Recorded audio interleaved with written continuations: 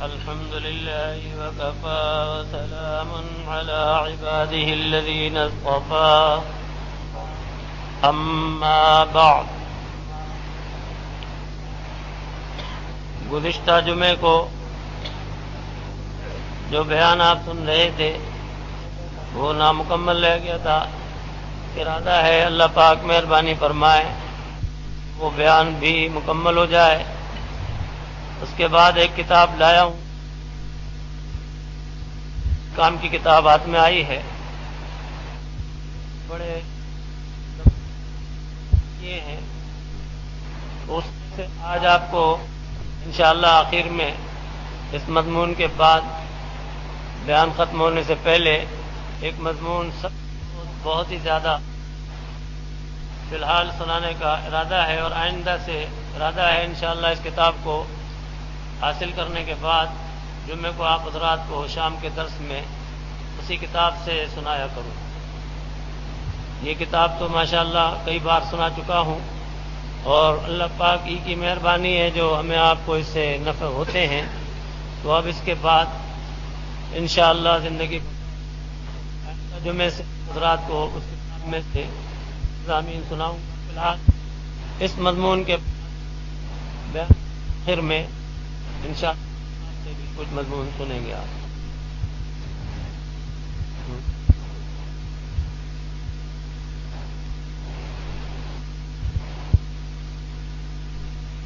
آپ میں اس کا ادا کرتا ہوں.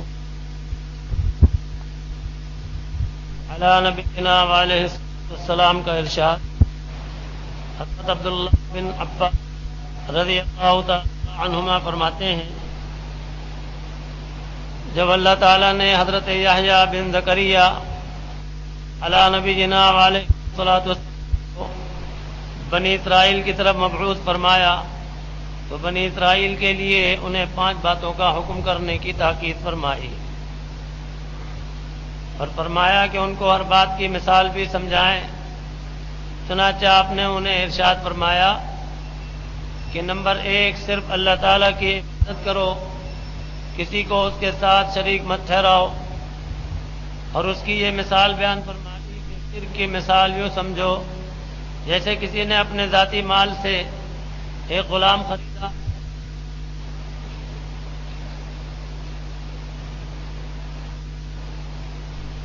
اور اپنی باندی سے اس کا نکاح کر کے رہنے کے لیے گھر بھی دیا اور تجارت کرنے کو مال دیا کہ منافع کما کر جو کچھ جائے وہ مالک کو ادا کرے. ادھر غلام نے یہ کیا کہ منافع میں کے بعد جو بچتا مالک کو دے کر باقی سب اس کے دشمن کو دے دیتا. اب تم ہی بتاؤ کہ ایسے غلام کو کون اچھا کہے گا. مثال دی ہم اللہ تعالیٰ کی کرنی ہے. گزشتہ جمعے کو تفصیل کر چکا ہوں. اللہ شیعت میں یکتا، ارادے میں یکتا، تصرف میں یکتا، کوئی بھی ساتھی اور شریک نہیں ہے، نہ ذات میں، نہ صفات میں، نہ مشیت میں، نہ ارادے میں. اور اس پر میں نے مثالاً کئی واقعات آپ کو حضور پاک صلی اللہ تعالی علیہ وسلم کے بھی سنائے اور دوسرے پیغمبروں کے بھی اور دوسرے حضرات کے بھی کہ اللہ کے سامنے سارے کے سارے بے بس. اور یہ وہ حقائق ہیں کہ جن کا کوئی بھی انکار نہیں کر سکتا. اللہ پاک کی جس طرح مرضی اور مشیت ہوئی، اللہ پاک نے اپنے پیغمبروں کے ساتھ معاملات فرمائے، غیر پیغمبروں کے ساتھ، ولیوں کے ساتھ، کافروں کے ساتھ، مشرکوں کے ساتھ. لیکن اتنا سب جگہ ثابت ہے کہ سوائے اللہ کے اس کائنات میں متصرف کوئی نہیں. پیغمبروں کو بھی بڑی بڑی تکلیفیں پہنچی ہیں، صدمے پہنچے ہیں، حادثات کے شکار ہوئے ہیں. کتنے پیغمبر تو شہید ہوئے ہیں. تو اللہ پاک کی مرضی اور مشیت پر ہمیں آپ کو ایمان بھی لانا ہے، اور کسی قسم کی گفتگو کی کوئی گنجائش نہیں کہ ایسا کیوں ہوا. لا يسأل عما يفعل وهم يسألون. اللہ تعالیٰ سے کسی بات کے بارے میں نہیں پوچھا جا سکتا کہ آپ نے ایسا کیوں کیا، اور اللہ تعالیٰ سب سے پوچھیں گے کہ تم نے ایسا کیوں کیا اور ایسا کیوں نہیں کیا۔ تو یہ زبردست ظلم ہے۔ اللہ پاک پیدا کریں، اللہ پاک کھلائیں، اللہ پاک پلائیں، اللہ پاک پہننے کو دیں، یعنی سبھی کچھ دیا اللہ پاک نے، اور کتنا بڑا ظلم ہے کہ اللہ تعالیٰ کو چھوڑ کر یا کسی درجے میں اس کی بھی اور ساتھ میں کسی اور کی بھی عبادت کرے تو کتنا بڑا ظلم ہے۔ ان الشرک لظلم عظیم۔ حضرت لقمان حکیم نے فرمایا تھا، اپنے بیٹے کو نصیحت کی تھی کہ اللہ کے ساتھ کسی کو شریک نہ ٹھہرانا۔ لا تشرک باللہ ان الشرک لظلم عظیم۔ یہ شرک جو ہے بہت بڑا ظلم ہے، ناانصافی ہے کہ دے کوئی اور گن گائے کسی اور کے۔ اور دینے والا کون ہے؟ اللہ۔ پیدا کرنے والا کون ہے؟ اللہ۔ پالنے والا کون ہے؟ اللہ۔ جب سبھی کچھ اللہ ہیں اور اللہ ہی کی مرضی اور مشیت سے ہم اور آپ بھی ہیں، ساری کائنات ہے، تمام زمین و آسمان ہے، تو اس اللہ کی عبادت میں کسی اور کو شریک کرنے کا کوئی بھی کسی کو حق نہیں ہے۔ اسی لیے پہلی صورت میں گزشتہ جمعے کو بھی عرض کیا تھا، ایاک نعبد و ایاک نستعین کی تعلیم ہے۔ ہم صرف آپ ہی سے مدد چاہتے ہیں اور صرف آپ ہی کی عبادت کرتے ہیں۔ تو اللہ تعالیٰ کے ساتھ شریک ٹھہرانا بہت بڑا ظلم ہے۔ شرک سے ہمیں آپ کو بچنا ہے، توحید خالص کے اوپر قائم رہنا ہے۔ اور اسی طرح سے توحید کے ساتھ ہی دوسرا جز ہے رسالت کا، ذیل میں اس کے بھی متعلق مضمون سن لیں۔ اللہ پاک نے اپنے پیغمبر مبعوث فرمائے۔ ابتدا اس کی حضرت آدم علی نبینا وعلیہ الصلاۃ والسلام سے ہوئی، اور انتہا اس کی ہمارے جناب رسالت مآب صلی اللہ تعالی علیہ وسلم حضرت احمد مجتبیٰ حضرت محمد مصطفیٰ صلی اللہ تعالی علیہ وسلم پر ہوئی۔ اللہ پاک نے اپنے کلام پاک میں فرما دیا، ما کان محمد ابا احد من رجالکم ولکن رسول اللہ وخاتم النبیین وکان اللہ بکل شیء علیما۔ تو آپ خاتم النبیین ہیں۔ اللہ پاک نے یہ پیغمبر مبعوث فرمائے مختلف اوقات میں، اور اس طرح سے ان میں بعض اولو العزم پیغمبر ہیں، بعض رسول ہیں اور بعض نبی ہیں۔ ہر رسول وہ نبی بھی ہے لیکن ہر نبی رسول نہیں۔ اس طرح سے یہ انبیاء اور رسل کا سلسلہ ہے، اللہ پاک کی شان ہے۔ اس میں حضرت آدم، حضرت نوح، حضرت ابراہیم اور حضرت عیسیٰ، حضرت موسیٰ اور حضور سرور کونین رسول مقبول صلی اللہ تعالی علیہ وسلم اور علیہم السلام، یہ سارے پیغمبر جو ہیں اولو العزم ہیں۔ اللہ پاک نے جب چاہا انہیں پیدا فرمایا، دنیا میں آئے، اللہ کے حکموں پر چلے اور اللہ کے حکموں کی تبلیغ کی، دوسروں کو اس سیدھے راستے کی طرف بلایا، اور اللہ پاک ہی کی مرضی اور مشیت ہوئی کہ جب جس سے چاہا جتنوں کو ہدایت دے دی اور جتنوں کو چاہا ان کو راستے سے ہٹا کے رکھا اور گمراہی پر رکھا۔ یہ سب کیا ہے؟ اللہ پاک کی مرضی اور مشیت سے ہے۔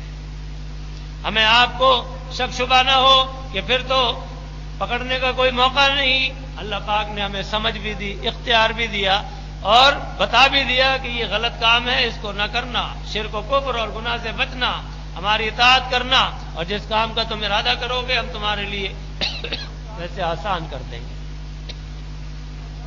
نیکی کرنے والے کے لیے نیکی آسان اور گناہ کرنے والے کے لیے گناہ آسان۔ آزمائش ہوتی ہے کہ آدمی کس طرف جاتا ہے۔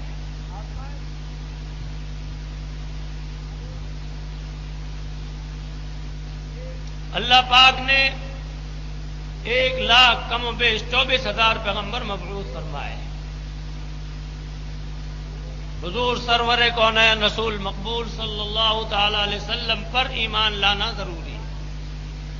جب تک آپ پر ایمان نہ لائے اور آپ کی لائی ہوئی تعلیمات پر ایمان نہ لائے تو وہ مومن نہیں ہے۔ خالی توحید کا قائل ہونا کافی نہیں، جب تک کہ رسالت کا بھی قائل نہ ہو، دل سے تصدیق ضروری اور زبان سے اقرار ضروری۔ اگر کوئی دل میں تصدیق کرتا ہے، زبان سے اقرار نہیں کرتا، تو بھی کام نامکمل ہے، اور اگر زبان سے کہتا ہے دل سے تصدیق نہیں کرتا جب بھی نامکمل ہے۔ مکمل ہے جب اقرار باللسان و تصدیق بالقلب، زبان سے بھی اقرار اور دل سے بھی تصدیق، اور دو باتیں ہیں الگ الگ، فرق سمجھ لیجئے، ایک ہے جاننا، ایک ہے ماننا۔ جاننا تو کافی نہیں، ماننا ضروری ہے۔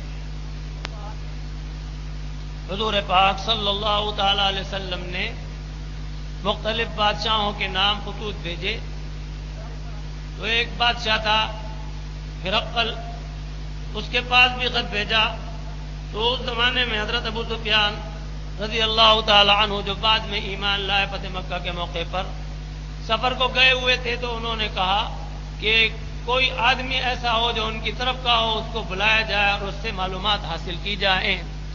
تو حضرت ابو سفیان کو پکڑ کر لے جایا گیا دربار میں، آپ سے حضور پاک صلی اللہ تعالی علیہ وسلم کے بارے میں مختلف سوالات کیے گئے۔ بادشاہ سنتا رہا اور آخر میں اس نے کہا کہ یہ زمین جس پر آج ہم بیٹھے ہیں ایک وقت ایسا آئے گا کہ یہ ان کے زیر نگی ہوگی، شام کا علاقہ۔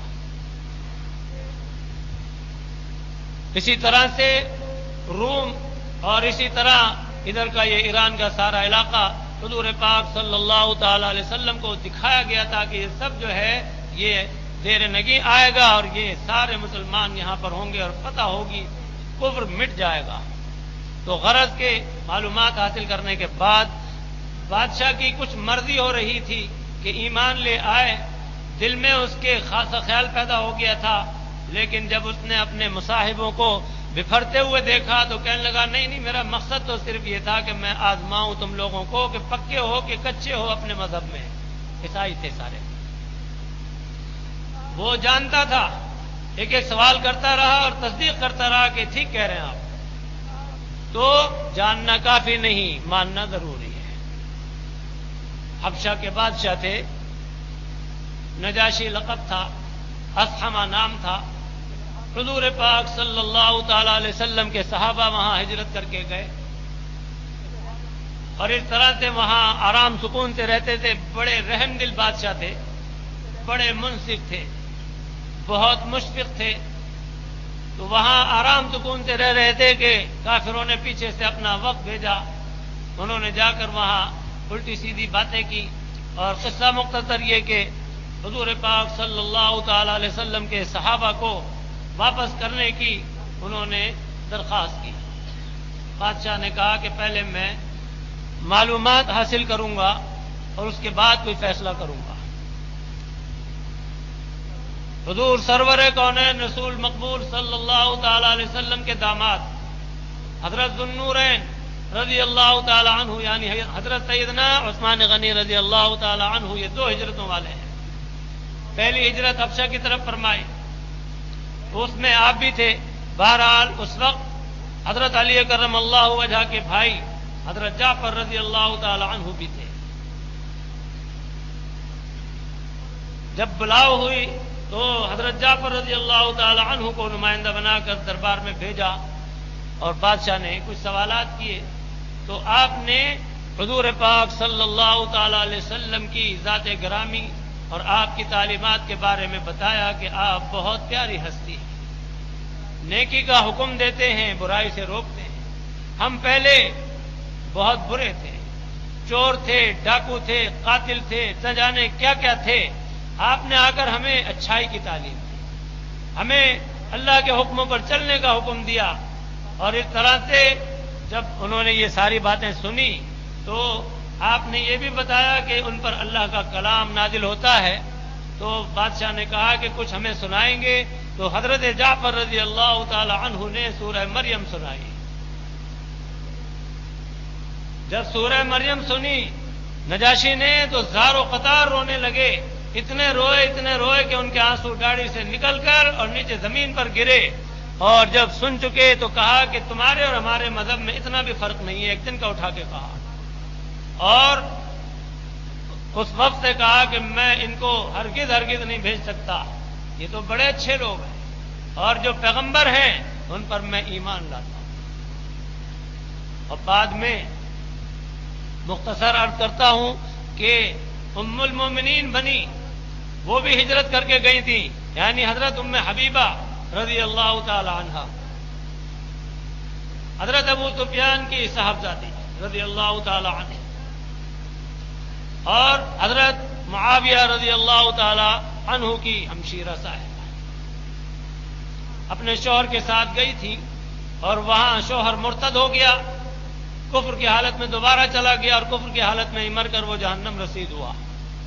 تو ام المومنین بھی وہاں قافلے کے ساتھ ہی تھیں۔ بعد میں مشیت الہی کہ اللہ پاک نے کتنا مقدر چمکایا کہ آپ کو ام المومنین بنایا، اور بادشاہ نے نکاح کا سلسلہ کیا، اور اس طرح سے حضور پاک صلی اللہ تعالی علیہ وسلم سے نکاح کیا، اور جب آپ کو رخصت کیا تو بہت تحفے اور تحائف اور بہت پیغام سلام دے کر بھیجا قاصدوں کو، اور بڑی تاکید کی کہ بہت حفاظت کے ساتھ ام المومنین کو پہنچا کر آنا۔ کتنا بڑا اعزاز اللہ پاک نے بخشا۔ تو اس طرح سے عرض کرنے کا مقصد ہے کہ سرکار دو جہاں صلی اللہ تعالی علیہ وسلم پر بھی اور آپ ہی کی تعلیمات میں ہے کہ سارے پیغمبروں کو حق پر ماننا پڑے گا، ابتدا حضرت آدم علیہ السلام سے اور انتہا حضور پاک صلی اللہ علیہ وسلم پر۔ جتنے بھی یہ پیغمبر آئے کم و بیش 1,24,000 سارے کے سارے برحق پیغمبر اپنے اپنے وقت میں آئے اور دنیا میں رہے۔ اور مشیت الہی پر عرض کر رہا تھا کہ بعض پیغمبر ایسے ہوئے کہ ان کا ایک امتی ہوگا، اور بعض پیغمبر ایسے ہوئے کہ ان کا ایک بھی امتی نہیں ہوگا۔ مشہور ہے، سب کو معلوم ہے، اور جن کو اب معلوم نہیں تھا تو معلوم ہو جائے گا۔ حضرت نوح علی نبینا علیہ الصلوۃ والسلام 950 برس تک تبلیغ فرماتے رہے، اور آپ کی امت میں 100 آدمی بھی نہیں ہوئے۔ اللہ پاک کی مرضی مشیت۔ حضرت موسیٰ علیہ السلام کی قوم آپ پر ایمان لائی اور مانا، بہت بڑی تعداد تھی۔ حضرت عیسیٰ علیہ السلام کی امت بہت بڑی تعداد تھی، اور سب سے بڑی تعداد جو ہے وہ حضور پاک صلی اللہ تعالی علیہ وسلم کی امت کی ہے۔ ماشاءاللہ 14 صدیاں گزر گئی ہیں، اور آپ کی امت ہر زمانے میں بہت زیادہ رہتی ہے، اور قیامت تک اسی طرح زیادہ رہے گی۔ آپ نے فرمایا ہے کہ 120 صفحے ہوں گی قیامت میں، اس میں 80 صفحے میری امت کی ہیں۔ تو پیغمبر ان پر بھی ایمان لانا ضروری۔ آپ کے بعد پیغمبری کا سلسلہ ختم۔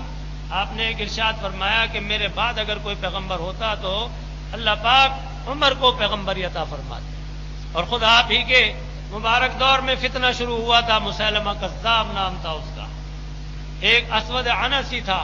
یہ نبوت کے دعوے دار ہوئے، اور اللہ پاک کا حکم ہو گیا، ان کا قلع قمع کیا، اور اس طرح سے اس فتنے کو ختم کیا۔ اور ان 14 صدیوں میں اور بتیرے لوگ پیدا ہوئے جنہوں نے نبوت کے دعوے کیے۔ ہمارے آپ کے زمانے میں بھی نبوت کا دعویٰ کرنے والا گزرا، اور اس کے ماننے والے جو ہیں ملحدین بہت پیدا ہو گئے۔ ہمیں آپ کو اللہ پاک ان کے شر سے اور پوری امت کو ان کے شر سے محفوظ رکھے۔ چھوٹے موٹے جو ہیں وہ آتے رہتے ہیں اور پیدا ہوتے ہیں، اور ان کے ماننے والے کچھ ہو جاتے ہیں، پھر وہ اپنی موت خود مر جاتے ہیں۔ بعضے ایسے گزرے کہ انہوں نے بڑی بڑی چیزیں دکھائیں اور لوگوں کو دھوکے دیے، اور انہوں نے لوگوں کو ورغلایا، بالآخر ان کا انجام جو ہے وہ جہنم رسید ہونا ہوا۔ تو اس لیے عرض ہے کہ ابتدا جو ہے وہ حضرت آدم علیہ السلام پر اور انتہا حضور پاک صلی اللہ تعالی علیہ وسلم پر ماننا ضروری ہے۔ حضور پاک صلی اللہ تعالی علیہ وسلم تعلیمات جو لے کر آئے ہیں وہ تعلیمات بھی ساری ماننی ضروری ہے۔ اس میں یہ بھی داخل ہے کہ سارے پیغمبروں کو ہم برحق مانتے ہیں۔ آمن الرسول بما انزل الیہ من ربہ والمؤمنون کل آمن باللہ وملائکتہ وکتبہ ورسلہ والیوم الآخر لا نفرق بین احد من رسلہ وقالوا سمعنا واطعنا غفرانک ربنا والیک المصیر۔ سارے پیغمبروں پر ایمان لاتے ہیں، آپ کے فرشتوں پر ایمان لاتے ہیں، آپ کی کتابوں پر ایمان لاتے ہیں، اور ہم کسی پیغمبر میں تفریق نہیں کرتے کہ کسی کو مانے اور کسی کا انکار کریں، جیسا کہ دوسرے لوگوں نے کیا، عیسائیوں نے کیا، یہودیوں نے کیا۔ اس طرح سے بعض پیغمبروں پر تو انہوں نے تہمتیں تک بھی لگا دی۔ سارے پیغمبر اللہ پاک کے مبعوث کیے ہوئے برحق اور سارے کے سارے مبعوث جتنے بھی پیغمبر برحق ہیں سارے کے سارے معصوم ہیں، ان سے کوئی گناہ سرزد نہیں ہوا۔ اللہ پاک نے انہیں پاک و صاف رکھا، صلاحیتیں پوری پوری عطا فرمائی، لیکن ان صلاحیتوں کو انہوں نے جائز مقام پر خرچ کیا، غلط جگہ ان کا ایک ذرہ پر بھی کوئی کام نہیں، تو سارے پیغمبر یہ بھی ایمان لانا ضروری ہے کہ معصوم ہیں۔ ملحدین جو ہیں وہ کس قسم کے عنوانات سے امت کو گمراہ کرتے ہیں اور کیسی کیسی الٹی سیدھی باتیں کرتے ہیں، یاد رکھیے اپنی زبان پر قابو رکھیے اور کوئی گستاخی کی بات مت کیجیے ورنہ ایمان جاتا رہے گا۔ اس کے ساتھ ساتھ حضور پاک صلی اللہ تعالی علیہ وسلم ہی نے اللہ کے احکام پہنچائے، وہ سارے احکام ماننا ہمارے آپ کے لیے ضروری ہے۔ اس میں اس بات پر ایمان لانا ضروری ہے کہ اللہ پاک نے نوری مخلوق پیدا فرمائی، ناری مخلوق پیدا فرمائی، کتابیں نازل فرمائی، صحیفے نازل فرمائے، وہ سب برحق تھے، اور اب آخر کتاب جو ہے وہ قرآن پاک ہے، ساری کی ساری جو ہے وہ اللہ پاک نے کس طرح سے محفوظ رکھی ہے کہ اس کا ایک نقطہ بھی ادھر سے ادھر نہیں ہوا۔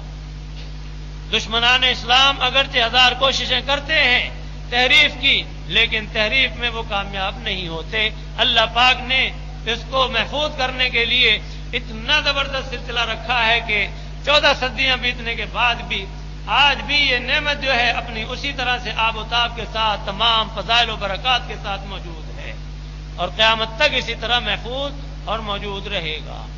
اس کے تمام انوار و برکات اسی طرح سے ہیں جیسے کہ حضور پاک صلی اللہ تعالی علیہ وسلم پر نازل ہونے کے وقت تھے۔ بہرحال یہ اجمالی عرض کیا میں نے کہ توحید کے ساتھ رسالت کا بھی جو ہے وہ ایمان لانا ضروری ہے، اور اللہ پاک نے توحید اور رسالت دونوں ساتھ ساتھ رکھے ہیں، لازم و ملزوم کر دیا۔ جب آپ اشہد ان لا الہ الا اللہ وحدہ لا شریک لہ کا اقرار کریں گے تو آپ کو لازماً جو ہے اس کے ساتھ اقرار کرنا ہے واشہد ان محمدا عبدہ ورسولہ۔ یہ عبدہ بڑے معنی رکھتا ہے کہ اللہ کے بندے ہیں آپ، اللہ نہیں ہیں۔ یہ اہل بدعت کا بہت بڑا دھوکہ ہے، جو مستوی تھا عرش پر خدا ہو کر اتر پڑا ہے مدینے میں مصطفیٰ ہو کر، سراسر غلط ہے۔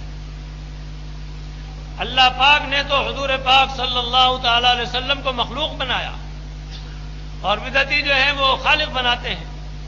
کتنا بڑا ظلم ہے اور سراسر زیادتی ہے، اور کتنی بڑی گستاخی ہے اللہ کے بارے میں بھی اور حضور کے بارے میں۔ حضور پاک صلی اللہ تعالی علیہ وسلم اللہ کے بندے ہیں۔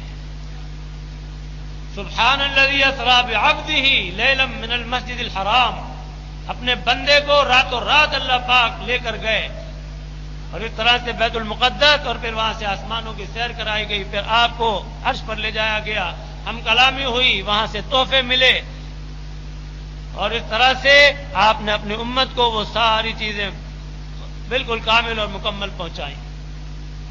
اللہ پاک قادر مطلق، ان کی کسی بھی صفت کے اندر کوئی بھی ساجی اور شریک نہیں ہے۔ ایک چیز اور عرض کروں، حضور سرور کونین رسول مقبول صلی اللہ تعالی علیہ وسلم کو جب اللہ پاک نے چاہا تو براق بھیج کر اتنی طویل مسافت لمحات میں طے کرائی کہ آپ اور ہم سوچ نہیں سکتے۔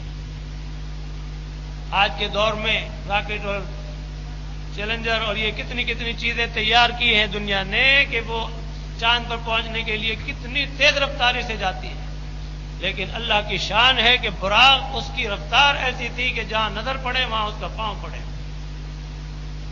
اور ایسی تیز رفتاری میں قربان جاؤں اللہ تعالیٰ کی عنایتوں اور رحمتوں اور مہربانیوں کے، اور ہمارے آقا پر اللہ پاک کی خصوصی رحمتیں ہر وقت نازل ہوتی رہیں۔ کائنات میں جتنے ذرات ہیں ایک ایک ذرے کے بدلے کروڑ بار نازل ہوتی رہیں، صلاۃ و سلام بھی اور خصوصی رحمتیں بھی، کہ آپ اور ہم اگر سواری تیز ہو جائے تو سنبھل نہیں پاتے، گر جاتے ہیں۔ کتنے واقعات ہوتے ہیں کہ اگر گھوڑے پر بیٹھے اور گھوڑا جو ہے وہ تیز دوڑنے لگا، ہم سنبھل نہیں سکے، گر گئے، یا سنبھلنے کی کوشش کرتے رہے تو بہت خطرناک صورتحال ہو گئی، ہوتی ہے کہ نہیں؟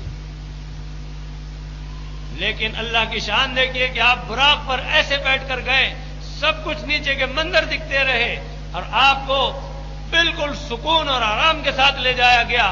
آپ پر نہ کوئی تاب ہوا، نہ کوئی تکان کا سلسلہ ہوا، نہ کوئی پریشانی کا سلسلہ ہوا. اس طرح سے لے جایا گیا. مدینہ منورہ دکھایا گیا آپ کو کہ یہ آپ کے ہجرت کی جگہ ہے، آپ ہجرت فرما کر یہاں تشریف لائیں گے. بیت المقدس گئے، وہاں تمام پیغمبروں کی امامت کی. اللہ پاک نے آسمانوں کے کتنے فاصلے رکھے ہیں، یہ سارے فاصلے لمحات میں طے ہوئے. حدیث شریف میں ہے کہ جب آپ واپس تشریف لائے تو آپ کا بستر مبارک گرم تھا. وہ جگہ میرے ساتھ جو حج میں ساتھی ہوتے ہیں یا عمرے میں، تو میں وہ چبوترا دکھا دیا کرتا ہوں.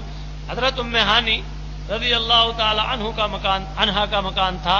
حضرت علی کرم اللہ وجہ کی ہمشیرہ، تو آپ وہاں آرام فرماتے ہیں. حضرت جبرائیل علیہ السلام تشریف لائے اور اپنے تاج کے پر سے آپ کے پیر مبارک میں گدگدی کر کے آپ کو جگایا اور اپنے براق کو قریب ہی ایک ستون نے وہاں باندھا، اور پھر وہاں سے آپ کو بیدار کر کے پھر حتیم میں لائے، آپ کا قلب مبارک دھویا، پھر وہاں سے سفر شروع ہوا. عرض کرنے کا مقصد ہے اللہ پاک کی جب مرضی مشیت ہوئی، اتنی زبردست مسافتیں لمحات میں طے کرا دی. اور جب مرضی اور مشیت ہوئی اللہ تعالیٰ کی، تو ہجرت کے لیے فرماتے ہیں کہ آپ زمینی سفر کیجیے. اور خطرات میں ایسے گھرے رہے کہ لگتا تھا حالات کو دیکھتے ہوئے کہ اب پکڑے گئے اور جب پکڑے گئے. جب حضرت صدیق اکبر رضی اللہ تعالی عنہ کے ساتھ آپ نے ہجرت کا سفر شروع فرمایا اور غار ثور میں آپ روپوش ہوئے، تو آپ کو معلوم ہے کہ دشمنان اسلام پاؤں کے نشانات دیکھتے دیکھتے وہاں تک پہنچ گئے. اور اللہ ہی کی شان ہے، اسی کی قدرت ہے. بہت اونچا پہاڑ ہے، ہم نے تو نیچے سے ہی زیارت کی، ہماری تو ہمت بن نہ سکی کہ اوپر تک چڑھ سکے. جو چڑھے ماشاءاللہ بتیرے چڑھتے ہیں، اور بعضے چڑھے تو وہ واپس آئے تو کہنے لگے کہ پاؤں میں گٹھل بن گئے، چلا نہیں جاتا. بہت اونچا ہے، لیکن اللہ کی شان اور قدرت دیکھیے. دونوں ساتھی جا رہے ہیں. آگے چل کر حضرت صدیق اکبر رضی اللہ تعالی عنہ نے سرکار دو جہاں صلی اللہ تعالی علیہ وسلم کو اپنے کاندھوں پر بٹھا لیا، اور اتنا زبردست جو ہے پرخطر پہاڑ، اس پر سفر شروع کیا. اور اکیلی جان جو ہے آپ بہت پتلے دبلے منحنی تھے، لیکن حوصلہ اور ہمت اللہ پاک نے کیسی زبردست عطا فرمائی کہ اتنے پیارے سوار اور کیسی پیاری سواری، کتنی بڑی سعادت اور کتنا خوش نصیبی کا عالم کہ آقا کو کاندھوں پر بٹھا کر اوپر لے کر گئے غار پر. پھر غار صاف کیا. غار صاف کرنے میں سوراخ تھے، سارے سوراخ اپنے امامے کو پھاڑ پھاڑ کے بند کیے. ایک سوراخ رہ گیا، تو اس میں آپ نے اپنے پیر کا انگوٹھا لگایا. اس درمیان میں آپ پہنچ لیے تھے، بیٹھے تھے، تو کفار وہاں پہنچ گئے کھوج لگاتے لگاتے، لیکن پریشان تھے کہ دو آدمیوں کے نشان یہاں تک ملتے ہیں اور آگے ایک آدمی کہاں گیا. ایک کے نشان ہو گئے اور دھانے پر پہنچ گئے. اللہ پاک قادر مطلق کی شان، مشیت، ارادے دیکھیے. اللہ پاک نے آنن پانن حکم فرمایا، مکڑی کو مکڑی جالا تن دے. مکڑی نے جالا تن دیا، اور کبوتری کو حکم فرمایا انڈے دے دے. جالے پر کہاں رکتے ہیں گول انڈے، پھٹ سے پھسل جاتے ہیں. لیکن اللہ پاک قادر مطلق نے سب کچھ دکھایا کہ ہمارا اختیار اتنا زبردست ہے اور اس میں کوئی ساجی اور شریک نہیں ہے. ہماری مرضی سے یہ سب کچھ ہو رہا ہے. جالے کے اوپر انڈے ہیں، انڈے کے اوپر کبوتری ہے. اتنا وزن کبوتری کا کم از کم آدھا کلو تو ہوتا ہی ہے، لیکن جالا جو ہے اللہ کے حکم سے بالکل مضبوط تھما ہوا ہے. آ کے دیکھا انہوں نے، اور بعض نالائقوں نے وہاں پیشاب بھی کیا کھڑے ہو کر. کہنے لگے کہ یہاں تک آثار ملتے ہیں، آگے پتہ نہیں چلتا. اللہ پاک نے ان کی عقلوں پر پردہ ڈال دیا. وہاں آپ 3 دن رہے اور اس کے بعد پھر وہاں سے سفر شروع فرمایا. تو عرض کرنے کا مقصد ہے حضور پاک صلی اللہ تعالی علیہ وسلم کو اللہ پاک چاہتے تو لمحات میں اٹھا کر مدینہ منورہ پہنچا دیتے. کوئی مشکل تھا اللہ پاک کے لیے؟ کوئی مشکل نہیں تھا.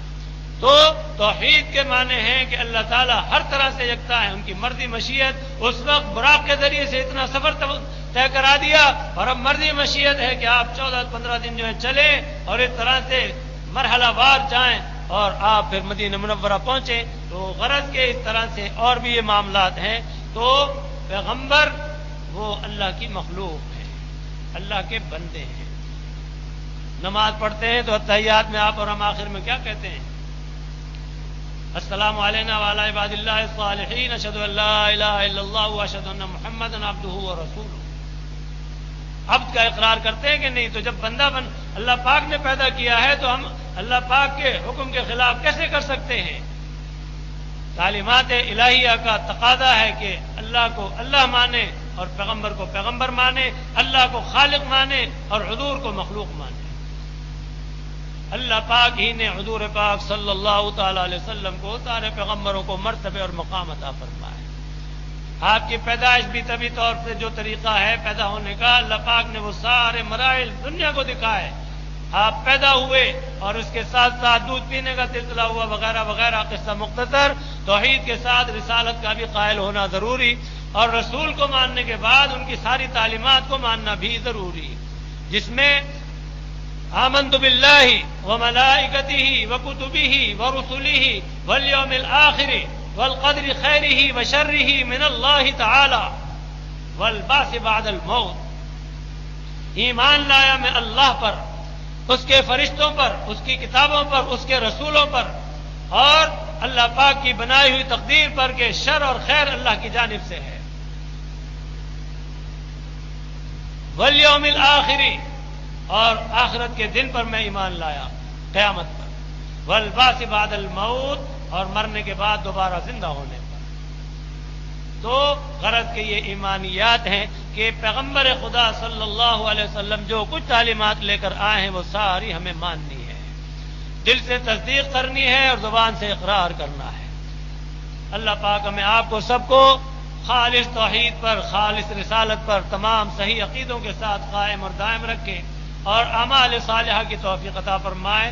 جو ہمارے پیارے حضور صلی اللہ تعالی علیہ وسلم دین کامل اور مکمل عطا فرما کر گئے، اس میں اب کوئی ملاوٹ کی ضرورت نہیں. وہ کامل اور مکمل دین ہمارے لیے زبردست دستور ہے، دستور زندگی.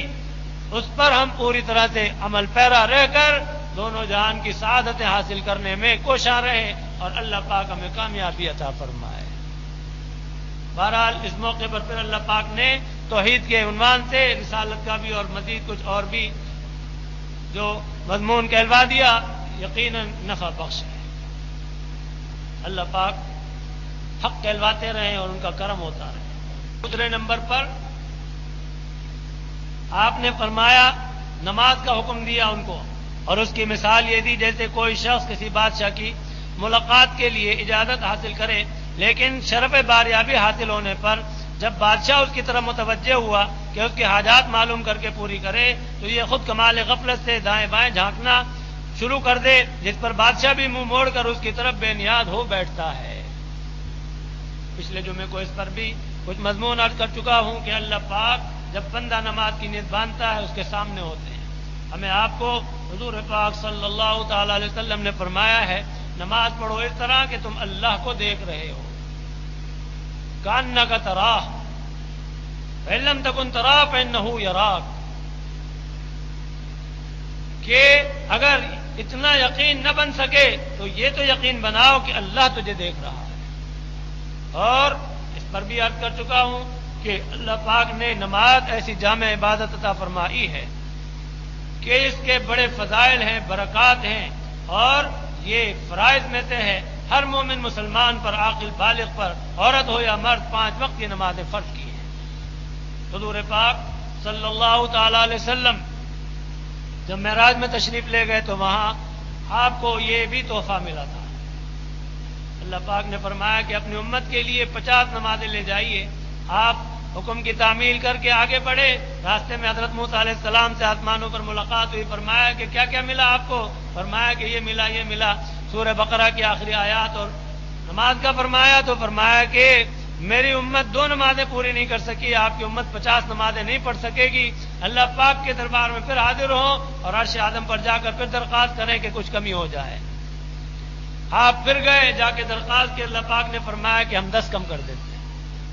40 ہو گئی. پھر آئے، پھر ملاقات ہوئی. فرمایا کہ اب بھی بہت زیادہ ہے. پھر گئے، درخواست کی، 10 پھر کم ہو گئی. 30 ہو گئی. پھر ملاقات ہوئی. فرمایا اب بھی بہت زیادہ ہے. پھر گئے، اللہ پاک نے پھر کم کر دی. 10 کم ہو گئی، 20 رہ گئی. فرمایا اب بھی بہت زیادہ ہے.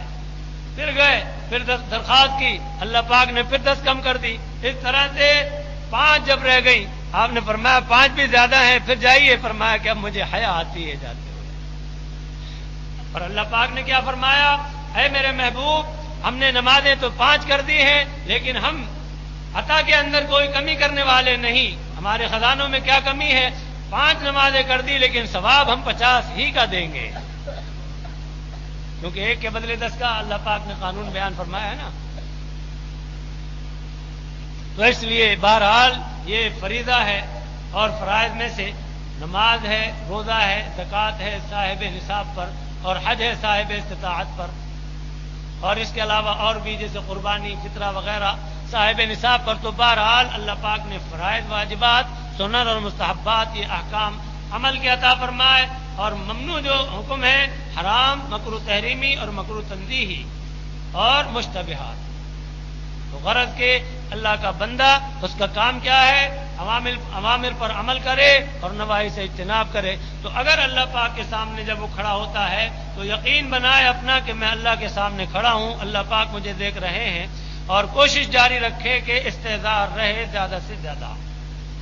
اور حدیث شریف ہے، بار بار اس لیے ذکر کرتا ہوں کہ لذت آتی ہے ان مضامین کے بیان کرنے میں، اور بہت لطف آتا ہے کہ آپ نے ارشاد فرمایا ہے کہ جب بندہ سجدہ کرتا ہے تو سب سے زیادہ عاجزی کا یہی انداز ہے کہ اس سے زیادہ بندے کی ذلت اور عاجزی کا کوئی اور انداز نہیں، کہ یہ پیشانی جو صرف اور صرف اللہ کے سامنے جھکتی ہے، یہ پیشانی اس نے زمین پر، فرش پر رکھ دی ہے. تو فرماتے ہیں آقا کہ یہ پیشانی بظاہر اس نے فرش پر رکھی ہے، اور حقیقت میں یہ عرش پر ہے، اور اللہ کے قدموں پر اس نے سر رکھ دیا ہے. اور میں خصوصاً ویسے تو ہر جگہ ہی، لیکن حرمین شریفین کی سرزمین پر جب سجدے میں سر رکھتا ہوں، یہ مضمون مستحضر ہوتا ہے، بڑا ہی لطف ہے. سجدے سے سر اٹھانے کو دل نہ چاہتا. کیا پیارا کرم ہے ان کا، کیا مہربانیوں کا عالم ہے کہ ظاہری طور پر پیشانی ہماری زمین پر ہے، لیکن حقیقت میں عرش پر. ہم اس قابل بننے کی کوشش جاری رکھیں کہ اپنی نمازوں کو زیادہ سے زیادہ سنوار کر پڑھیں، اور اللہ پاک کے حکموں پر چلنے کی بھرپور کوشش کریں کہ اس میں ہماری آپ کی کامیابی ہے. اس پاک پروردگار کی مہربانیاں دیکھیے کہ اس میں ہمیں آپ کو اپنی عبادت کا حکم دے کر ہماری عبدیت کا بھرپور اظہار ہے کہ بندہ ہوں، حکم کا پابند ہوں. کبھی فرماتے ہیں ہاتھ باندھ لو تو بندہ ہاتھ باندھ لیتا ہے، کبھی کہتے ہیں جھک جاؤ تو جھک جاتا ہے، کبھی کہتے ہیں کھڑا ہو جاؤ تو کھڑا ہو جاتا ہے، کبھی کہتے ہیں کہ بالکل زمین پر پڑ جاؤ تو زمین پر پیشانی رکھ لیتا ہے، کبھی کہتے ہیں بیٹھ جاؤ. تو بندے کا کام کیا ہے؟ رب کے حکم ماننا. اور پھر کتنا کرم ہے کہ آخر میں جب آدمی نماز مکمل کر لیتا ہے تو السلام علیکم ورحمۃ اللہ، بہت بڑی بشارت ہے. اللہ کی طرف سے رحمت اور سلامتی کی نوید ملتی ہے. تو اس طرح سے اللہ پاک نے یہ عبادت ہمیں آپ کو عطا فرمائی، اور روزانہ 5 مرتبہ. تو اس میں آپ سمجھ لیجئے کہ اس کی اہمیت کو اللہ پاک بہت جانتے ہیں، اور وہ علیم و خبیر ہے. جبھی تو ہمیں ایسا زبردست جو ہے وہ حکم دیا ہے کہ ہم اس کی اب یہاں تعمیل کر کے آگے کے جو فضائل اور برکات ہیں ان سے اس دنیا میں بھی، برزخ میں بھی اور آخرت میں بھی پوری طرح سے مالا مال ہو جائیں انشاءاللہ زندگی بخیر. اس کے بعد جو کتاب سنانے کا ارادہ کرتا ہوں اس میں نماز وغیرہ، ذکر اللہ وغیرہ سب چیزوں سے متعلق احادیث بیان کی ہیں، اور بہت ہی زیادہ زبردست مضامین ہیں.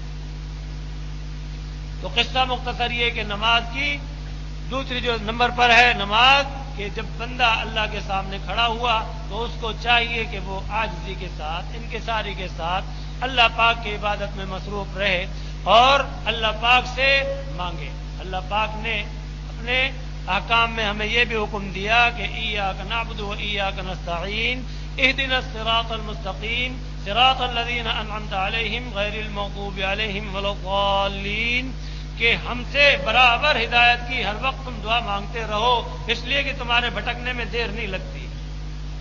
شیطان نفس پیچھے لگے ہوئے ہیں، کیا پتہ کب بھٹکا دیں، اس لیے ہم سے برابر دعا کرتے رہو. اور اس کے ساتھ ساتھ جب بیٹھ گئے تو اللہ پاک نے کہا کہ اب بھی دعا کر لو. درود شریف کے بعد دعا جو ہے اس کی تعلیم دی اور اس میں مختلف دعاؤں کی جو قرآن و حدیث کی دعائیں ہیں ان کی اجازت مرحمت فرمائی. بندہ اقرار کرتا ہے نماز پڑھی میں نے اور بیٹھا ہوں آخر مرحلہ ہے، لیکن اے اللہ کوئی حق ادا نہیں کر سکا اور جو بھی کیا میں نے یہ ٹوٹا پھوٹا ہے. اللہم انی ظلمت نفسی ظلما کثیرا ولا یغفر الذنوب الا انت فاغفر لی. بڑے گناہ ہوئے ہیں مجھ سے، بڑے قصور ہوئے ہیں، بڑی کوتاہیاں ہوئی ہیں. اے اللہ اگر آپ معاف نہ کریں گے تو کون معاف کرے گا؟ ولا یغفر الذنوب الا انت فاغفر لی. اے اللہ میری مغفرت فرما دے. مغفرت کے معنی گناہوں کو معاف فرما دے اور نیکیاں جو کچھ بھی ٹوٹی پھوٹی ہیں قبول فرما دے. صورت لے کر جب بندہ جائے گا تو اس پر کرم کے فیصلے ہونے کے بھی توقع ہے، اور جب کچھ ہوگا ہی نہیں پاس تو پھر کیا پیش کر سکے گا؟ اس پر ایک مثال عرض کرتا ہوں.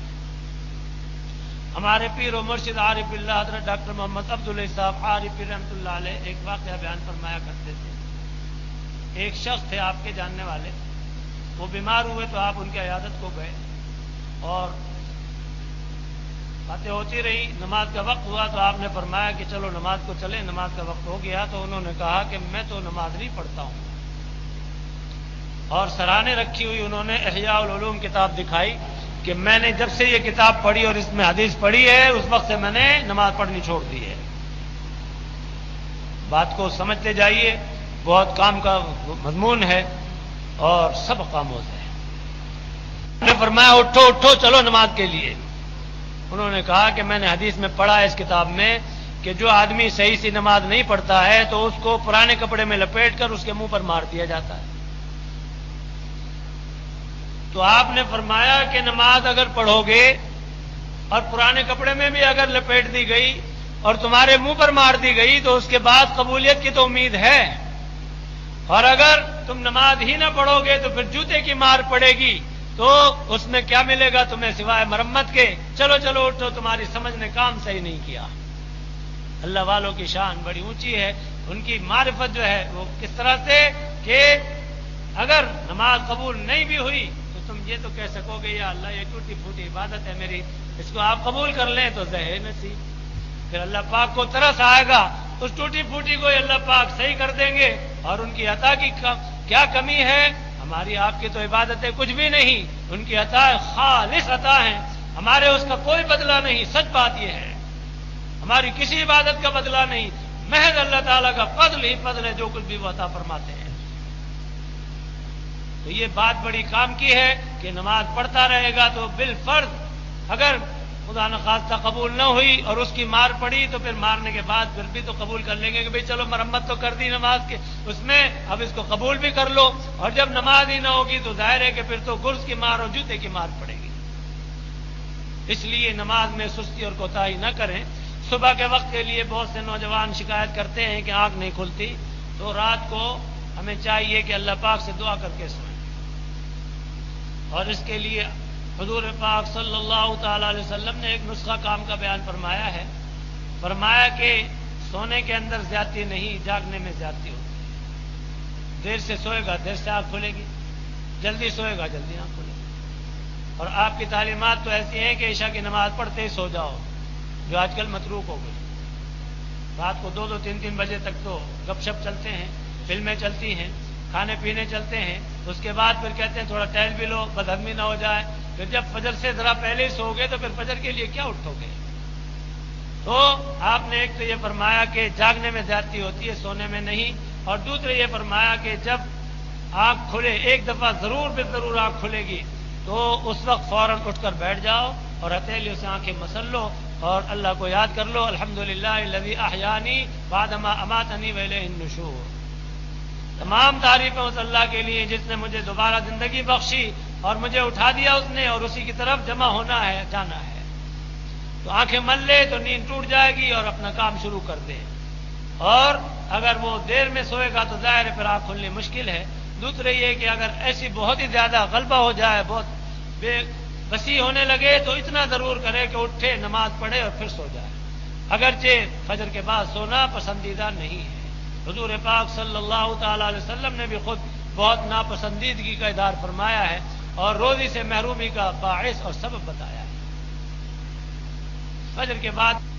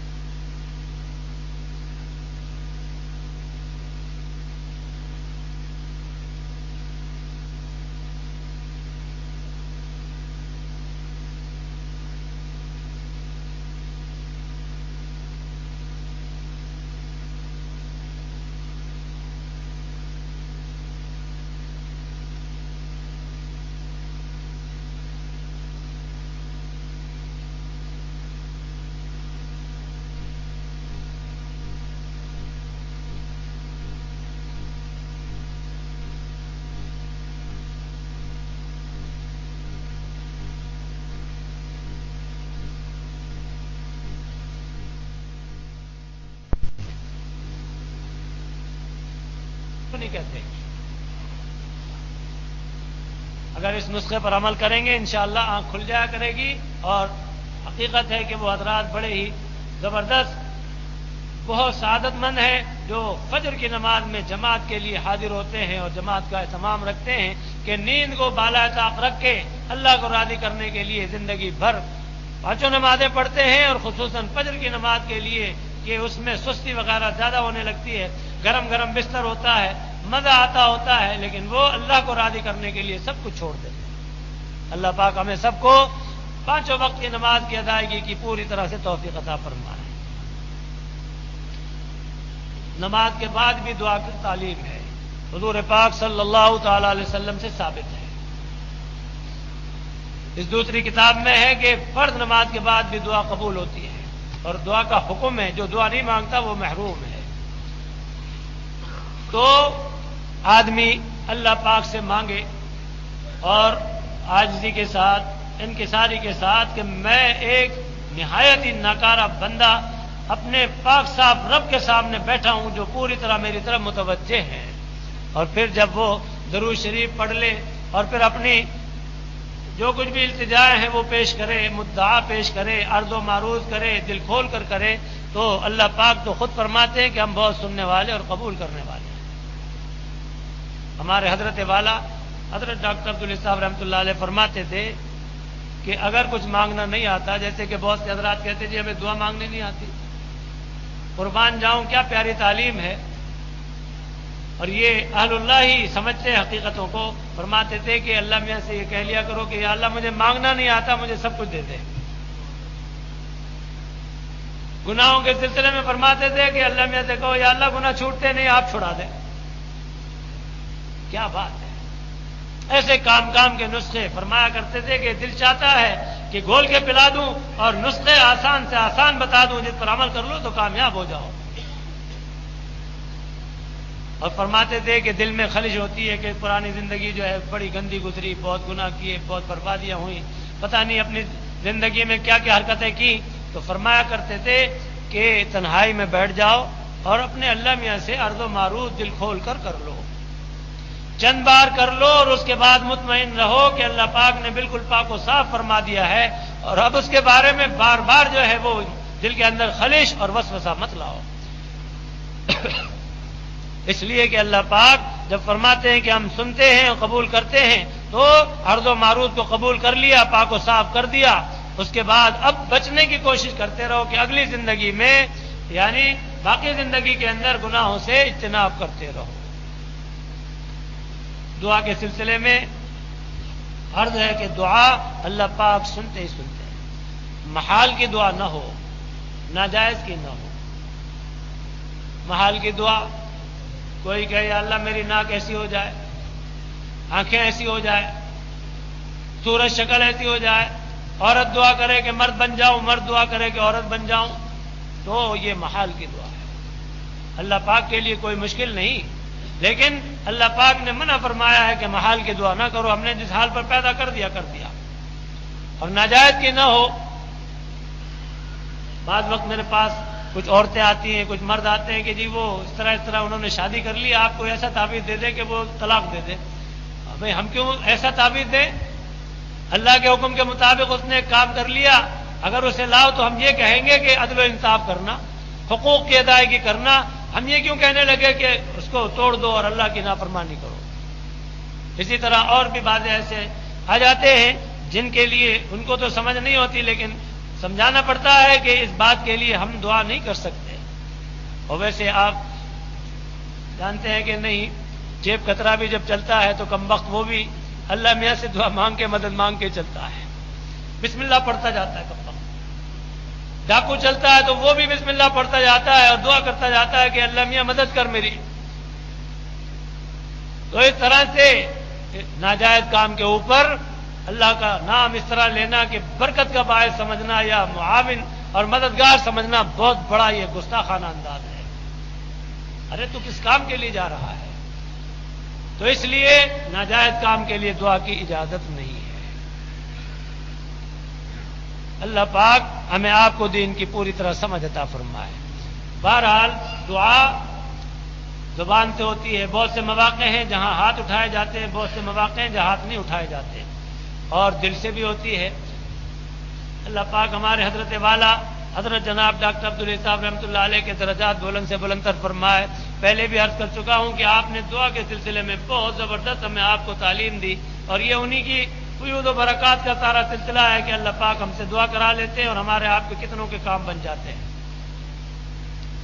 تو حضرت والا ہمارے دعا بہت دیتے تھے، اور اللہ پاک کا شکر ہے، ہمارے حضرت کا فیض ہے کہ میں بھی دعا کرتا ہوں، اور چلتے راستے بھی کسی کو پریشان دیکھتا ہوں تو اس کے لیے دعا کرتا ہوں، اور اس طرح سے ہوائی جہاز نظر آ جائے تو دعا کرتا ہوں کہ یا اللہ ہوائی جہاز، عملہ، مسافر، کپتان، سامان، ساری چیزیں بحفاظت یا اللہ منزل مراد پر پہنچے۔ راستے میں جا رہے ہیں، کسی کی گاڑی خراب ہو گئی، یا اللہ ان کی مشکل ختم فرما دیجیے، گاڑی بیچاروں کی صحیح ہو جائے تاکہ منزل پر پہنچ جائیں۔ نوجوان جا رہے ہیں، یا اللہ یہ نونہال ہے، انہیں ابھی کچھ پتا نہیں کہ مستقبل کیسا ہوگا، یا اللہ انہیں آپ جنتی بنا دیں، نیک صحبتیں عطا فرما دیں، نیک اعمال کی توفیق عطا فرما دیں۔ تو پیٹھ پیچھے کی دعائیں حضور پاک صلی اللہ تعالی علیہ وسلم فرماتے ہیں کہ بہت قبول ہوتی ہے۔ تو اس لیے دعا مانگنے میں بخل نہ کریں۔ حضور پاک صلی اللہ تعالی علیہ وسلم نے فرمایا بڑا بخیل ہے وہ جو صرف اپنے لیے دعا مانگے اور دوسرے کے لیے دعا نہ مانگے، اور اس سے بھی زیادہ بدتر وہ شخص ہے جو دوسروں کی نفی بھی کرتے ہیں۔ یا اللہ مجھے فلاں چیز دے دے اور دوسرے کو مت دے، نفی بھی کر دے تو یہ اس سے بھی بدتر ہے۔ اور مومن کی شان کیا ہے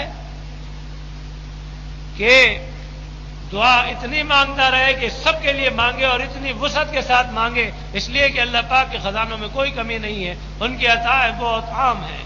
بندہ درخواست کرتا ہے دل و جان سے، اللہ پاک اس کو زبردست طریقے سے منظور فرماتے ہیں اور پوری فرما دیتے ہیں۔ تو اس لیے کبھی بھی دعا میں بخل نہ کریں، اور اس کے لیے اتنا بھی عرض ہے کہ مغفرت کی دعا کے لیے اللہ اور اس کے رسول کی تعلیم ہے، پہلے اپنے لیے، پھر ماں باپ کے لیے، پھر مسلمانوں کے لیے یہ تعلیم ہے۔ ویسے عام طور پر مشہور ہے کہ یا اللہ سب کا بھلا، سب کے بھلے میں ہمارا بھلا، بات یہ بھی اچھی ہے، لیکن بہرحال حضور کی تعلیم یہ ہے کہ پہلے اپنے لیے اللہم اغفر لی ولوالدی، اس کے بعد ولجمیع المؤمنین والمؤمنات والمسلمین والمسلمات. تو اس لیے پہلے اپنے لیے دعا کر لے، پھر ماں باپ کے لیے کر لے، نانا نانی دادا دادی عزیز و اقارب اولاد آبا اور اجداد استاد اور مشائخ ان کے لیے، پھر سارے مسلمانوں کے لیے دعا کرے، اور حضور پاک صلی اللہ تعالی علیہ وسلم کی پوری امت کے لیے دعا کیا کرے. تو اس لیے وسعت کے ساتھ اور بہت ہی عاجزی کے ساتھ دعا کیا کرے. کبھی دل نہیں چاہتا زبان ہلانے کو، تو اللہ پاک تو وہ ہے کہ انہ علیم بذات الصدور، وہ تو دلوں کے بھید بھی جانتے ہیں، تو دل ہی دل میں اللہ پاک سے دعا کر لو. ہمارے حضرت والا فرمایا کرتے تھے رات کو جب آنکھ کھل جائے تو تھوڑی سی دیر کو اٹھ کر بیٹھ جاؤ اور اللہ میں ایسے عرض و معروض کر لو، اور عرض و معروض کر کے قبولیت کی درخواست کر کے پھر سو جاؤ. بڑے آسان آسان نسخے فرمایا کرتے تھے، اور کام کے نسخے ہیں. جو بھی عمل کر رہا ہے بہت فائدہ اٹھا رہا ہے. تنہائی میں آدمی دل کی گہرائی سے جو اللہ پاک سے عرض کر رہا ہے، نیند اپنی ختم کر دی، اس سے عرض و معروض میں لگا، تو اللہ پاک خوش ہوتے ہیں کہ میرا بندہ میری طرف متوجہ ہو گیا. اللہ پاک کہلواتے ہیں حضور پاک صلی اللہ تعالی علیہ وسلم سے، وہ اتنا متوجہ ہوتا ہے تو میں اتنا متوجہ ہوتا ہوں، وہ چل کر آتا ہے تو میں دوڑ کر آتا ہوں. تو اس لیے اپنے رب کی شان کو ملحوظ رکھیں، پیش نظر رکھیں، اور پھر اپنے کو ایک بہت ہی کم ترین بندہ گناہ گار ایسا کہ رواں رواں گناہ میں نچڑا ہوا سمجھ کر پھر جو درخواست کریں گے تو کیسے مسترد ہوگی؟ یقیناً قبول ہوگی. اور اللہ پاک سے لگ لپٹ کر لجاجت کے ساتھ مانگنے کی ضرورت ہے. آج اس 2 نمبر میں ہی مضمون کچھ اور نئے ہو گئے. بہرحال پھر اگلا مضمون پھر تسنا رہا زندگی بخیر. پھر اللہ پاک کو منظور ہوا تو اس سے آگے پھر آئندہ کر دوں گا. ابھی دوسری کتاب سے آپ کو ایک مضمون سنانے کا جو ارادہ رکھتا ہوں، تھوڑا وقت باقی ہے، اس میں سن لیجئے. اور مقصود اس سے بھی یہی ہے کہ ہماری آپ کی درستی اور اصلاح کا سامان ہو جائے. حضور پاک صلی اللہ تعالی علیہ وسلم ہی کا اور آپ کے زمانے کا ایک واقعہ ہے. اس وقت تو اسی پر اکتفا کروں گا اور یہ مضمون یہیں دعا کا اور یہ نماز کا ختم کرتا ہوں. اللہ پاک کو مالک مانے، خالق مانے، کریم مانے، اس کو اپنا رب مانے اور اس سے تعلق برابر صحیح قائم رکھے، وہ کریم کرم فرمائے. بعض وقت آدمی بہت زیادہ پریشان ہوتا ہے تو مانگتا ہے، اس کو ملتا نہیں، وہ جھنجلا جاتا ہے. ہمارے ایک نمازی تھے، بہت عرصے سے نہیں ملے، پرانے نمازی تھے، یہاں بھی آ جایا کرتے تھے، دکان پر بھی. بہت پریشان رہے، زندگی ان کی پوری امتحانوں میں گزری. انہی امتحانوں میں اہلیہ مر گئیں، بیٹوں نے بے وفائی کر دی، بیٹیوں کی طرف سے بھی تکلیف میں رہے. تو وہ کہا کرتے تھے امام صاحب آپ تو بس دعا کرنے کے لیے کہتے ہیں اور کہتے ہیں کہ قبول ہو جاتی ہے، قبول ہو جاتی ہے، ہمیں تو کوئی قبولیت نظر نہیں آتی. تو یاد رکھیے کہ قبولیت میں کوئی شک نہیں، قبولیت کے کئی عنوان ہیں. جو بندہ مانگ رہا ہے اللہ پاک کی مرضی مشیت ہوگی تو وہی دے دے گا، اور اگر مرضی مشیت ہوگی اور مصلحت ہوگی تو اس سے کوئی بہتر چیز دے دیں گے، اور نہیں تو کوئی مصیبت ٹال دیں گے اور اس سے بھی زیادہ آخرت کے اندر ذخیرہ جمع فرما دیں گے. حضور پاک صلی اللہ تعالی علیہ وسلم نے فرمایا قیامت میں اللہ پاک بندے کو بلا کر جتائیں گے کہ یہ تجھے میں دینا چاہتا ہوں، پتہ ہے کیا ہے؟ کہے گا یا اللہ میں نے تو ایسے اعمال ہی نہیں کیے، یہ تو میرا اعمال کا کوئی صلہ ہی نہیں. اللہ پاک فرمائیں گے کہ تو دنیا میں دعا کیا کرتا تھا یا ربی یا ربی یا ربی، اور تجھے قبولیت نظر نہیں آتی تھی، اور میں خوش تھا اور میں راضی تھا اور میں چاہتا تھا کہ تجھے یہاں یہ درجے دوں، اس لیے میں نے تجھے دنیا میں نہیں دیا، یہاں تیرے لیے جمع کیا. جب وہ درجات ملیں گے تو وہ بندہ کہے گا یا اللہ دنیا میں میری کوئی بھی دعا جو ہے وہ پوری نہ ہوئی ہوتی تو آج اور بھی زیادہ درجے ملتے، کیا اچھا ہوتا. تو اس لیے قبولیت میں کوئی شک نہیں ہے. اللہ پاک بہت سننے والے اور قبول فرمانے والے. شاگرد ہمارے انہوں نے دیکھنے کو دی، دیکھا تو بہت زبردست ہے، تو اس لیے گھر میں مشورہ بھی کیا میں نے، تو یہی خیال پیدا ہوا کہ اس کا سلسلہ شروع کیا جائے. فی الحال نظر سے ایک مضمون گزرا تھا، بہت ہی سبق آموز ہے، تو وہ سناتا ہوں. ویسے بہت زبردست کام کے مضامین ہیں. کتاب کا نام ہے باغ جنت، اور ویسے دوسرا نام بھی اس کا ہے خدائی باغ۔ تو بہرحال بہت کام کے مضامین ہیں، اللہ پاک مہربانی فرمائے۔ وہ پہلا مضمون تشنا رہ گیا، تو اب دیکھیے اللہ پاک کی جیسے بھی مرضی ہو، وہ پہلا مضمون اگلے جمعے کو کہلواتے ہیں کہ اس میں سے کچھ، بہرحال ایسے ارادہ ہے کہ زندگی بخیر اس میں آپ کو مضامین سنانے شروع کروں گا۔ یہ نظم میں انہوں نے مضمون جو ہے بیان کیا ہے، ایک لڑکی کا مرنا اور عذابوں میں پھنسنا۔ امام الانبیاء حضرت محمد مصطفیٰ صلی اللہ تعالی علیہ وسلم کی خدمت اقدس میں ایک بڑھیا آئی اور کہنے لگی، یا رسول اللہ، میری ایک لڑکی جوانی ہی میں مر گئی تھی، بہت دن ہو گئے، میں نے اس کو کبھی خواب میں نہیں دیکھا، مجھے کوئی ایسا عمل بتلا دیجئے کہ جس کی برکت سے میں لڑکی کو خواب میں دیکھ لوں۔ حضور اکرم صلی اللہ تعالی علیہ وسلم نے فرمایا کہ تم جمعے کی رات کو 4 رکعت نفل نماز اس طرح پڑھو کہ پہلی رکعت میں الحمد کے بعد سورہ والشمس ایک بار، اور دوسری رکعت میں الحمد کے بعد سورہ واللیل ایک بار، اور تیسری رکعت میں الحمد کے بعد سورہ والضحیٰ ایک بار، اور چوتھی رکعت میں الحمد کے بعد سورہ الم نشرہ ایک بار پڑھو۔ یہ چاروں صورتیں ترتیب سے ہیں، اور نماز پڑھ کر سجدے میں جا کر اللہ تعالیٰ سے دعا مانگو کہ یا الہی میری لڑکی کو خواب میں دکھا دے، اور پھر سو جانا، انشاءاللہ تم اپنی لڑکی کو خواب میں دیکھ لو گی۔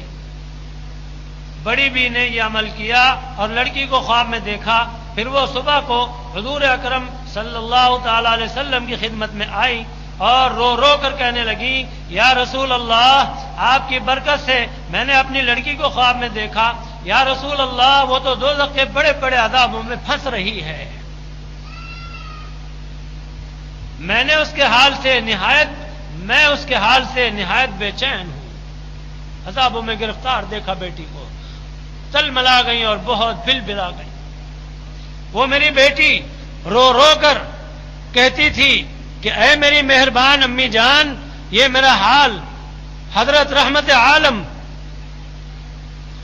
صلی اللہ تعالی علیہ وسلم کی خدمت میں پہنچا دو کہ آپ کی دعا اور برکت سے میں ان عذابوں سے نجات پاؤں، اور میرے اس حال کی خبر عورتوں کو سنا دی جائے کہ وہ میری طرح عذابوں میں نہ پھنسیں۔ حضور اکرم صلی اللہ تعالی علیہ وسلم نے فرمایا کہ جو عذاب تم نے اپنی بیٹی پر دیکھے ہیں بیان کرو۔ بڑی بی نے رو رو کر یہ کہنا شروع کیا۔ یہ اشعار میں انہوں نے مضمون جو ہے بیان کیا ہے۔ بولی وہ یا شافع یوم الحساب، 10 طرح کے اس پر دیکھے ہیں عذاب، پہلے دیکھا میں نے اس کو یا نبی آتش دوزخ میں جلتی ہے پڑی، پوچھا میں نے اس کا باعث اس سے جا، یعنی تجھ کو کس لیے دوزخ ملا؟ یوں کہا اس نے مجھے اے پاک باز، ترک جو کرتی تھی سستی سے نماز، فرض حق جو میں نہ کرتی تھی ادا، اس لیے مجھ کو ملی دوزخ میں جا۔ فرض حق جو میں نہ کرتی تھی ادا، اس لیے مجھ کو ملی دوزخ میں جا۔ یہ نماز کے ترک کرنے کا عذاب۔ دوسرے یا حضرت احمد سنو، ڈالتے تھے اس کے سر پر آگ کو، پوچھا میں نے اس سے یہ کیا خواب ہے، یہ کیا عذاب ہے؟ بولی مجھ سے تب وہ یوں بالاضطراب، سر کو کھولے جو پھرا کرتی تھی میں، دل جہاں چاہتا جایا کرتی تھی میں، دیکھتے تھے سر کو نامحرم میرے، ہے عذاب سخت سر پر اس لیے۔ بال کھولے پھرتی تھی، دوپٹہ نہیں ہوتا تھا، برقع نہیں ہوتا تھا، کھلے عام پھرتی تھی تو لوگوں کی نظریں پڑتی تھی، اس کی وجہ سے سر پر عذاب ہے۔ تیسرے دیکھا کہ میخیں آگ کی لے کے ہاتھوں میں فرشتے یا نبی، ایک طرف سے کان میں کو اس کے ڈال، دوسری طرف سے ہیں لیتے نکال، پوچھا میں نے حال اس کا بھی بتا، دل پر درد اس نے یوں کہا، چغلیاں جو کیا کرتی تھی میں، یہ گناہ سر پر لیا کرتی تھی میں۔ ایک کی میں بات کہتی ایک کو تاکہ پیدا باہمی تکرار ہو، یعنی رنجش پیدا ہو جائے، جھگڑے ہو جائے۔ اس لیے ہے آج مجھ پر یہ عذاب، کیا کہوں جیسی کہ ہے حالت خراب۔ دیکھا یہ جو تھا عذاب ہے مصطفیٰ، اس کی میں آنکھوں کے اندر برملا، آتش دوزخ ہیں بھرتے سر بسر، پوچھا اس سے بھی حال پر ضرر، یوں کہا اس نے کہ میں دنیا میں وہاں دیکھتی تھی صورت نا محرمہ، غیر محرموں کو دیکھا کرتی تھی، غیر مردوں کو، غیر مردوں سے جو نہ چھپتی تھی میں، سامنے سب کے پھرا کرتی تھی میں، اس لیے ہے آج اس حق کا عتاب، اس سبب سے ہوں گرفتار عذاب۔ پانچویں اس طرح سے دیکھا اسے آبلہ ایک سیاہ اس کے منہ پہ ہے، جس سے اس کا منہ سارا چھپ رہا، تھی عجب صورت کہوں کیا یا شہا، یعنی آبلے کی وجہ سے صورت بگڑ گئی، ساری بری حالت ہو گئی۔ میں نے اس سے جو کیا دریافت حال، یہ جواب اس نے دیا ہو پرملال، تھے جو نہ محرم نہ میں ان سے چھپی، منہ چھپایا ان سے نہ میں نے کبھی، کھلے عام پھرتی تھی، اس لیے ہے منہ کے اوپر آبلہ، ہوں بہت سختی کے اندر مبتلا۔ اور چھٹے دیکھا اسے اس حال سے، ہونٹ اس کے ہیں چھری سے کاٹتے، اور زبان کو اس کی گدی کی طرف کھینچتے ہیں، یا رسول باشرف، پوچھا میں نے اس سے یہ کیا ہے عذاب، یوں دیا اس میری دختر نے جواب، کہتی تھی جو اپنے شوہر کو برا اور تکلیف اس کو دیتی تھی صدا، شوہر کی نافرمان تھی، ستایا کرتی تھی شوہر کو، اس کے کہنے پر نہ میں کرتی تھی کام، برخلاف شوہر کرتی تھی مدام، اس لیے یہ آج میرا حال ہے، اپنا ہی تو یہ اعمال ہے، ساتھ میں بس آگ کی زنجیر سے ہاتھ پاؤں اس کے سب دیکھے بندھے، اور سر پر پڑتی تھی کوڑوں کی مار، پوچھا میں نے اس سے ہو کر اشک بار اور غم گسار، کیا یہ حالت ہے تیری بیٹی بتا، بادل مضطر، یہ پھر اس نے کہا بے اجازت اپنے شوہر کی صدا، مال بیجا خرچ میں نے کر دیا، شوہر سے اجازت نہیں لی اور مال خوب اڑایا، کہاں دیا۔ اس سبب سے یہ غضب مجھ پر ہوا، ہوں بہت سختی کے اندر مبتلا۔ آٹھویں دوزخ میں دیکھے سانپ دو، لیٹے ہوئے تھے اس کی چھاتی پہ جو کیا دریافت میں نے اس کا حال، یہ جواب اس نے دیا ہو پرملال، غیر کے بچوں کو جو میں گاہ گاہ بے حکم شوہر کے دیتی دودھ پلا دیتی تھی، غیر بچوں کو بغیر شوہر کی اجازت کے، اس لیے یہ سانپ کالے صبح و شام کاٹتے ہیں چھاتیوں کو لا کلام، اور نمی حضرت خیر الورا، حال اس کا اس طرح دیکھا گیا، پیٹ اس کا ہر طرف سے سوج کر ہو رہا ہے ڈھول جیسا سر بسر، پوچھا اس کا بھی سبب میں نے وہاں، یوں کیا اس نے رو رو کر خود بیاں، کھایا کرتی تھی جو میں مال حرام، جیسا مل جاتا تھا دنیا میں طعام، نیک و بد کا کچھ نہ کرتی تھی خیال، کھاتی تھی ہو مشتبہ یا ہو حلال، اس لیے اس پیٹ میں اے غم گسار، سانپ اور بچھو بھرے ہیں بے شمار۔ 10 میں اس کو اس طرح دیکھا گیا، آگ کے تیروں کو لے کر یا مصطفیٰ، مارتے ہیں اس کے پیروں پر تمام، ہے عذاب سخت یا خیر الانام، پوچھا میں نے اس سے یہ کیا حال ہے، یوں دیا اس کا جواب اس نے مجھے، بے اجازت اپنے شوہر کے کبھی، گھر سے باہر جو میں جاتی تھی چلی، سنتی تھی کہنا نہ شوہر کا ذرا، برخلاف اس کے رہتی تھی صدا، کرتی تھی جو اس کی مرضی پر نہ کام، اس لیے پایا ہے دوزخ میں مقام۔ یا رسول اللہ، پھر بیٹی میری رو رو کر کے یوں کہنے لگی، عرض یہ کی جو رسول اللہ سے، نائب حق دو جہاں کے شاہ سے، عورتوں کو حال میرا دے سنا، جس طرح دیکھا ہے یہاں ماجرا، تاکہ ایسی عادتوں سے وہ بچے، مثل میرے وہ نہ آفت میں پڑے، اور میری عرض یہ بھی کیجیو، خدمت حضرت میں اے مادر نکو، میرے شوہر کو بلا کر مصطفیٰ کرا دیجئے معاف میری سب خطا، مجھ سے جو کچھ ہو گئے اس کے قصور، معاف ہو، واللہ کرا دیجئے ضرور۔ پھر نبی نے اس کے شوہر کو بلا سامنے اپنے بٹھا کر یوں کہا، بخش دے تو اپنی بیوی کی سب خطا، اے عذاب سخت میں وہ مبتلا، حسب فرمانے رسول کبریا، معاف کی بیوی کی سب اس نے خطا۔ بڑی بی نے دوسرے دن پھر اسے خواب میں دیکھا بڑی ایک شان سے، یعنی جنت میں ہے بیٹھی تخت پر اور تاج موتی کا رکھا ہے اس کے سر پر، واسطے اس کے ہیں وہاں موجود سب ہر طرح کی نعمتیں عیش و طرب۔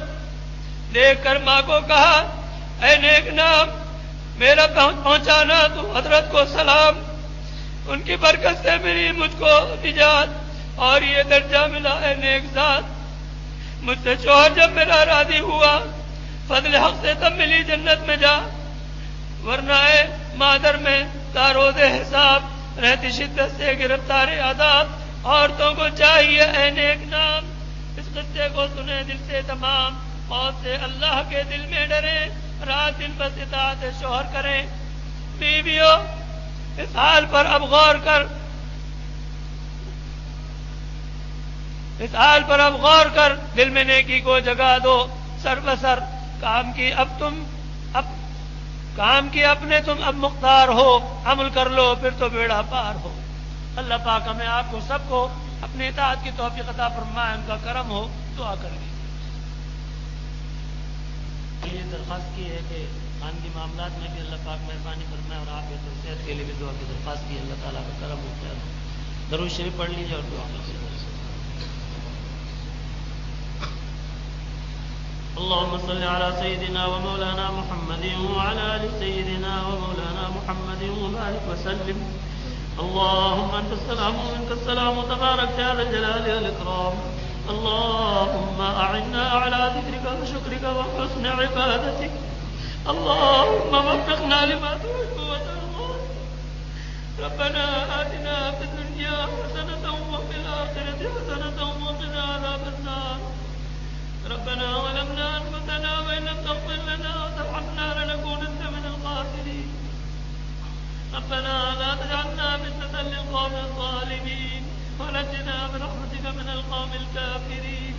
ربنا اغفر لنا ولإخواننا الذين سبقونا بالإيمان ولا تجعل في قلوبنا غلا للذين آمنوا ربنا إنك رؤوف رحيم۔ اللهم اغفر لي ولوالدي ولجميع المؤمنين والمؤمنات والمسلمين والمسلمات الأحياء منهم والأموات إنك قريب مجيب الدعوات۔ اللهم ارزقنا زيارة الحرمين الشريفين وارزقنا حجا مبرورا وسعيا مشكورا وذنبا مغفورا وعملا صالحا مقبولا وتجارة لن تبور يا عالم ما في الصدور يا عزيز يا غفور۔ رب اغفر وارحم وتجاوز عما تعلم إنك أنت العز الأكرم۔ اللهم ارحمنا فإنك خير الراحمين۔ اللهم إنا نسألك الخير كله عاجله وآجله يا حي يا قيوم برحمتك نستغيث، إياك نعبد وإياك نستعين، اهدنا الصراط المستقيم صراط الذين أنعمت عليهم غير المغضوب عليهم ولا الضالين آمين۔